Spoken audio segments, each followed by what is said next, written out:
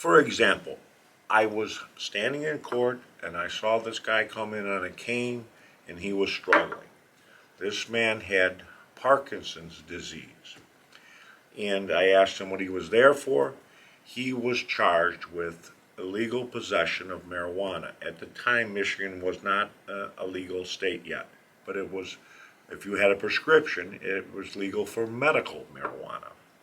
The medical marijuana stated specifically that you can have marijuana in your car if you had the specific box with a cross up on it, and you had to keep it in the furthest place in the back of your car. What this man did was drive into his own driveway, dropped his cane, started struggling because he could hardly walk, and a police officer drove by, seen him staggering, asked him if he was drinking. He said no.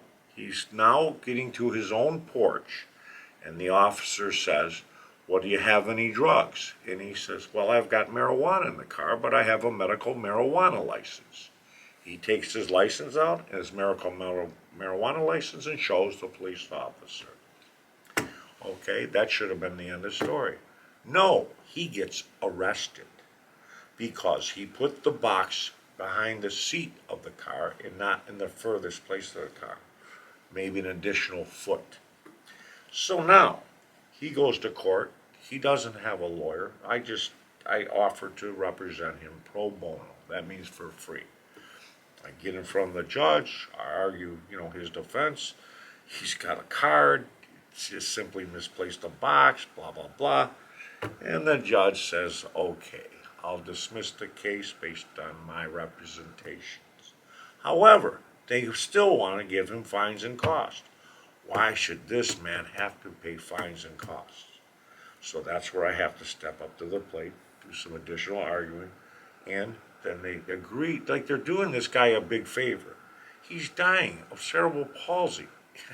And they're going to waive his fines and costs after now they've arrested him, they booked him, they made him go to court. I mean, he was staggering to get it up to the podium, and this is the kind of things I'm talking about.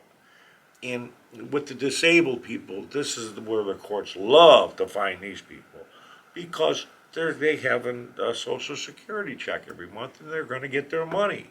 They're a collection agency to build a bigger throne for the emperor with no clothes. My job, my lot in life, if nothing else, is to expose the emperor with no clothes. Everybody knows the story.